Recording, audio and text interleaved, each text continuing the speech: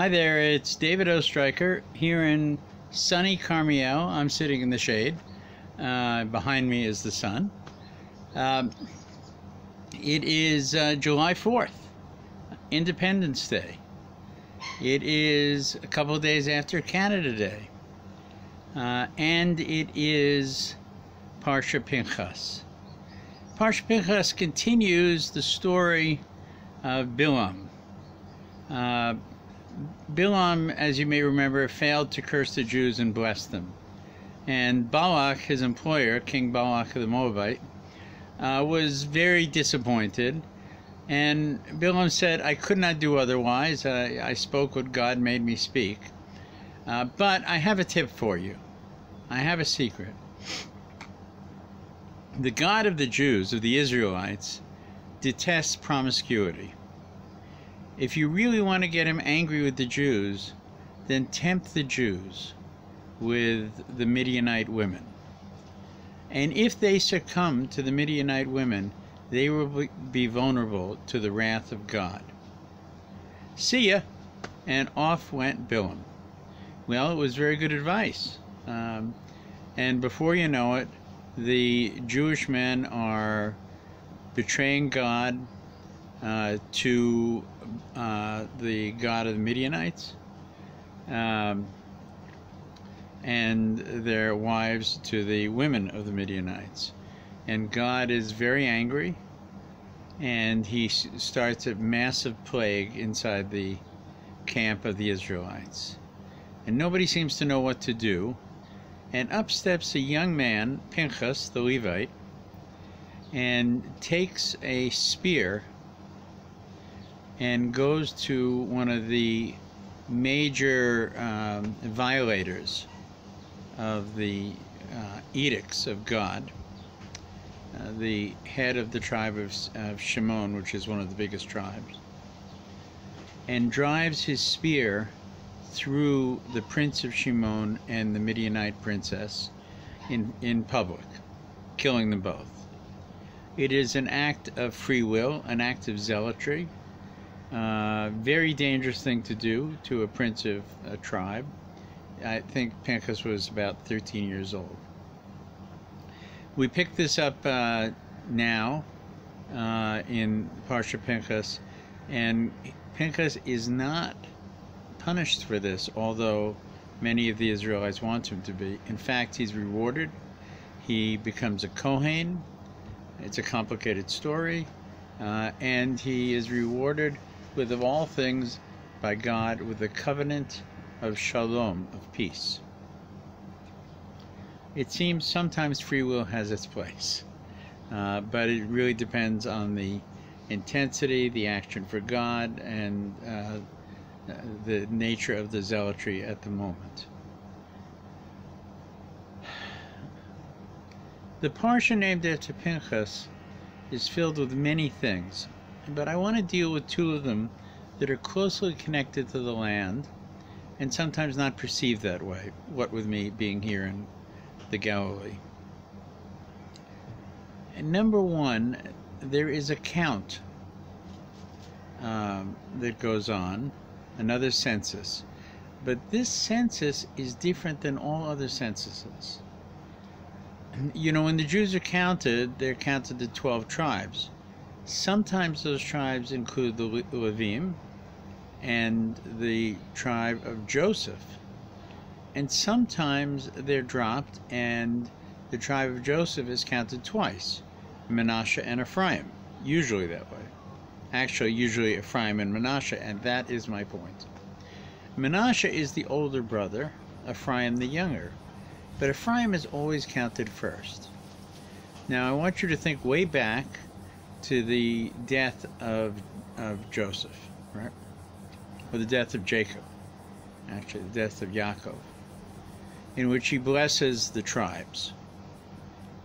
And he has a special blessing for the two sons of Joseph. He elevates them to being his own sons and gives them each a portion in the land. And it's the very famous story of his crossing his hands, right? He puts his right hand on the younger son's head and his left hand on Manasseh's head. right? Joseph tries to correct him. He tells Joseph, I know exactly what I'm doing. I may be old, but I'm not stupid. And he insists on doing it this way. Now, this blessing, which is the blessing that we give our children Friday night and before Yom Kippur, is very significant. Because really, why didn't Joseph, when he understood what his father wanted, just simply switch the two boys? So that Manasseh, the older son, would be facing the left side. And Ephraim would be facing the right arm. That way his father didn't have to do this, he could have done this, right? It's a big question. And now here we find out the reason why.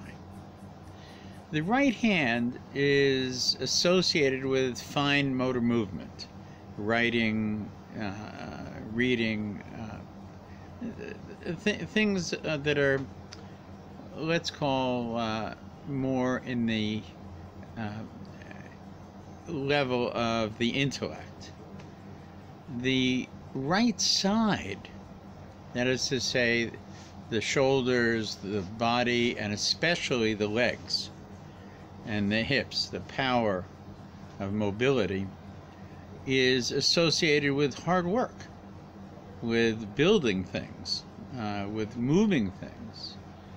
And the left side and the left hand is considered to be weaker with both. In doing it the way Yaakov did it, he gave the right hand to Ephraim, fine motor movement, but he gave the power of the right side to Manasseh. Now let's look at the two boys for a moment. Ephraim was very much like his grandfather, his great-grandfather, Abraham. When they came down to Egypt, Ephraim spent his time learning and doing, and Manasseh was Joseph's right hand in terms of managing all of Egypt, the great superpower of that age. You know, in the story we read about the assistant of the viceroy who puts his hand on Shimon, who instructs silver to be put in the sacks, who puts the golden goblet or the silver goblet back into Benjamin's sack, who greets them when they come, who arrests them when they come. This person, who we don't really understand who he is, except that he is the viceroy's right hand, is in fact Manasseh. Chazal tell us this. And that he was the one who is running Egypt as the assistant of Joseph himself. So he was a nation builder, like his father. Ephraim was different. Ephraim was more of a book learner, and he spent his time with Yaakov until Yaakov passed away. They used to learn together, etc. In every census that is taken in the wilderness, the counting is as the right and left hands of Yaakov dictate. The younger son's tribe, Ephraim, is always counted first. Always. And the older is counted after him. Seems inappropriate. What's the logic behind it? This week we find out the logic behind it. Every census is taken is a census for the wilderness, for exile, for life without your land. But not this one. This one, they are on the banks of the Jordan. They're preparing to enter the land. It will be soon. And when they enter the land, all is different.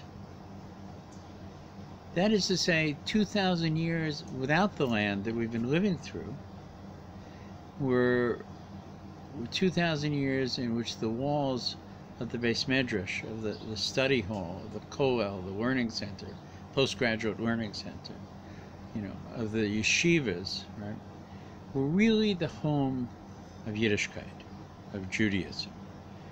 we would perform our acts of dedication to God through those kinds of institutions. Because after all, where did we live? We lived in a world that was not a Jewish world, and we created a little pocket, a little community in such a place. But now it was time to build a nation. They would cross the river, conquer the land, and now build God's land. No longer Canaan, now Yisrael. And now, as this moment is about to happen, the preeminent brother switches, right?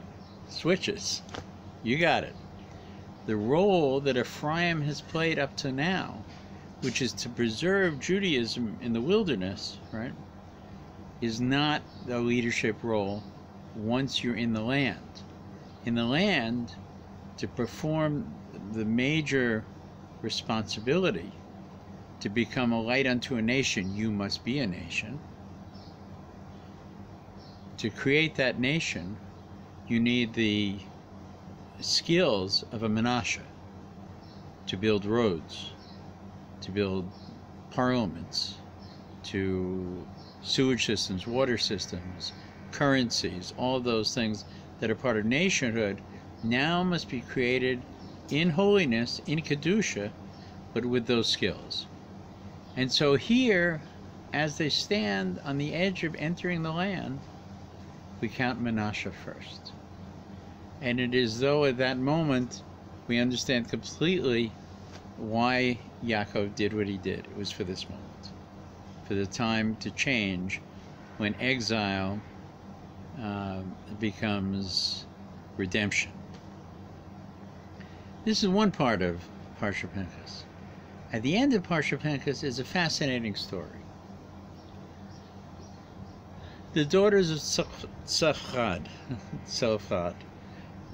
come to Moshe. I think there were 5 of them. And they somehow work their way through the bureaucracy and through the gatekeepers, and they get to Moshe, and they say to Moshe, our father died in the wilderness. He wasn't a rebel. They don't really explain the details of it. There's many thoughts about who he was. Our father died in the wilderness. Why should we be deprived of inheritance because our father had no sons? Why should his name disappear because he had no sons? It's not right.